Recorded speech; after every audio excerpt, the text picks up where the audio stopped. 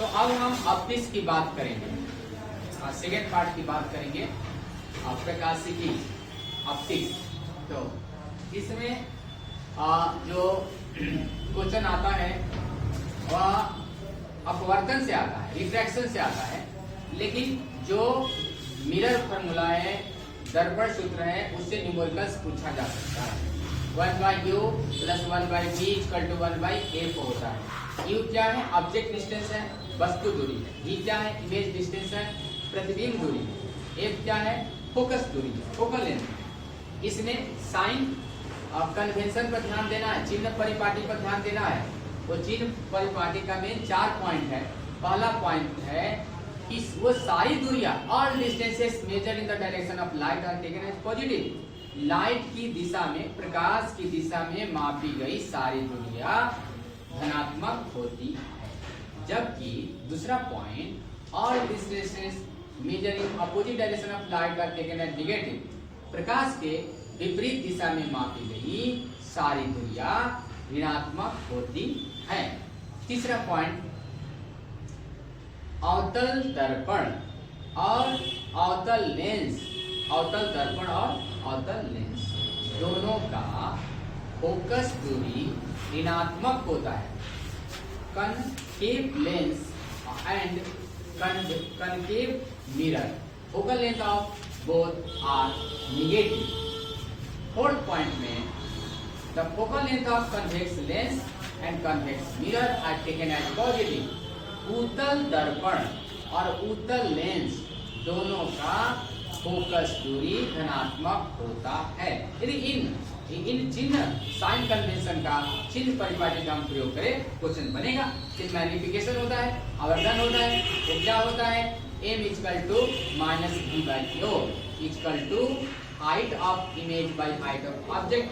ठीक है, वस्तु दूरी, प्रतिबिंब दूरी बाई वस्तु दूरी इक्वल टू प्रतिबिंब की ऊंचाई बाई वस्तु की ऊंचाई। ठीक है, अब हम रिफ्रैक्शन की बात कर लेते हैं, अपवर्तन की बात कर लेते हैं। जय की ध्यान दीजिए, पे अटेंशन। तो रिफ्रैक्शन क्या, अपवर्तन क्या है? जब प्रकाश की किरण एक माध्यम से दूसरे माध्यम में जाती है तो उसके मार्ग में परिवर्तन हो जाता है, पथ में परिवर्तन हो जाता है, इसी को अपवर्तन कहा जाता है। When a ray of light goes from one medium to another, then its path changes. This phenomenon is called refraction of light. इसमें हम लोग को दो चीज पढ़ना है लॉ ऑफ रिफ्रैक्शन में, अपवर्तन के नियम में। पहला, इंसिडेंट रे, आपतित किरण, अपवर्तित किरण और अभिलंब तीनों एक ही सतह में होते हैं। Incident ray, refracted ray and normal all lie in the same plane. दूसरा, स्नेल्स लॉ है ना। स्नेल्स लॉ क्या कहता है? sin i by sin r = μ2 by μ1 = c1 by c2 है ना। यानी μ1 c1 = μ2 c2, जहां μ1 क्या है? रिफ्रैक्टिव इंडेक्स है, अपवर्तनांक है। किसमें? फर्स्ट मीडियम का, प्रथम माध्यम का। μ2 सेकंड मीडियम का रिफ्रैक्टिव इंडेक्स है। ग्लास का रिफ्रैक्टिव इंडेक्स 1.5 होता है, वाटर का 4/3 होता है, हवा का, एयर का 1 होता है। इसमें सबसे इंपॉर्टेंट जो चीज है टोटल इंटरनल रिफ्लेक्शन। उससे पहले क्रांतिक कोण, क्रिटिकल एंगल। क्रांतिक कोण क्या है? क्रांतिक कोण कहता है ना कि जब प्रकाश की किरण है ना एक माध्यम से दूसरे माध्यम में जाती है, कैसा? सघन से विरल में जाएगी तो एक विशेष आपतन कोण जिसके संगत अपवर्तन कोण का मान 90 डिग्री हो जाता है, उसे हम क्रांतिक कोण कहते हैं। ठीक ना। sin c = 1/μ। When a ray of light goes from optically denser medium to rarer medium, then the particular angle of incidence for which angle of refraction becomes 90 degree is called critical angle. sin c = 1/μ। ठीक है।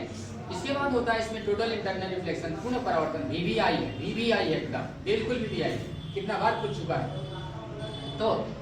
तो जब प्रकाश की किरण सघन माध्यम से विरल माध्यम में जाती है तो अपवर्तन के बाद उसी माध्यम में रिटर्न हो जाती है, वापस आ जाती है। इसी घटना को पूर्ण परावर्तन कहा जाता है। ठीक ना। पूर्ण परावर्तन के लिए दो शर्त है, दो कंडीशन है। पहला ये है कि प्रकाश की किरण सघन माध्यम से विरल माध्यम में जाए। दूसरा ये है कि आपतन कोण का मान क्रांतिक कोण से बड़ा होना चाहिए। अब इंग्लिश में हम लोग जान लेते हैं। When a ray of light goes from denser medium to rarer medium, then after refraction it returns to the same medium.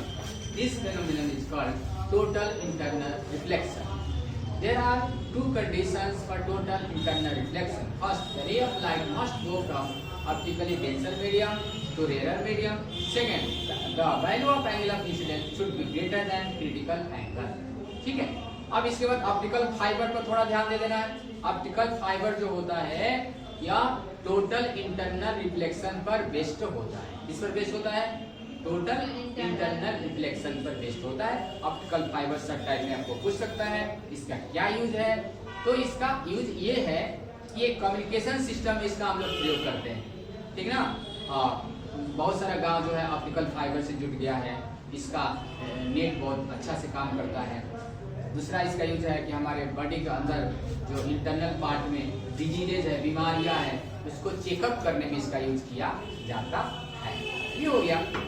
इसके बाद देखो, इसके बाद आप लोग को जानना है, ये बहुत इंपॉर्टेंट फॉर्मूला है कि इंप्रूव करने को 5 नंबर में पूछ देगा कि mu by V minus mu by E U, mu by V minus mu one by U equal to mu minus mu one by R. ये दिए भी हैं, ये गेस क्वेश्चन भी है।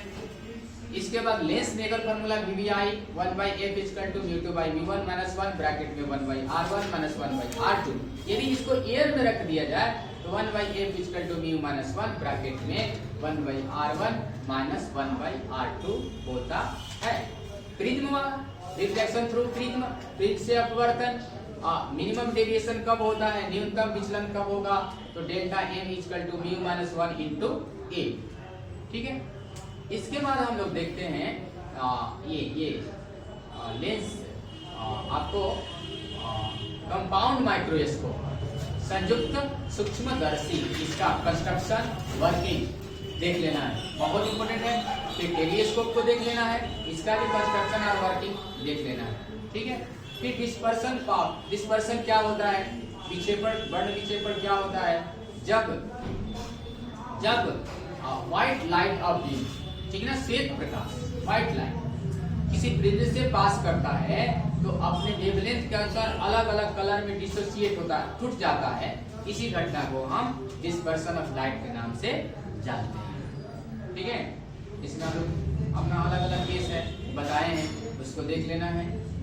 इसके बाद अब आई डिफेक्ट, आई डिफेक्ट 3 प्रकार, मेनली तो 2 ही प्रकार का होता है। नियर साइटेडनेस, केवल नजदीक का दिखाई पड़ेगा, निकट दृष्टि दोष, है ना। इसमें जो इमेज होता है, प्रतिबिंब होता है, रेटिना से पहले बनता है। इसका समाधान क्या, इसका रेमेडी क्या है भाई, इसका इलाज क्या है, अवतल लेंस, है ना, कंकेव लेंस का प्रयोग किया जाता है। दूसरा जो होता है दूर दृष्टि दोष, फार साइटेडनेस, इसमें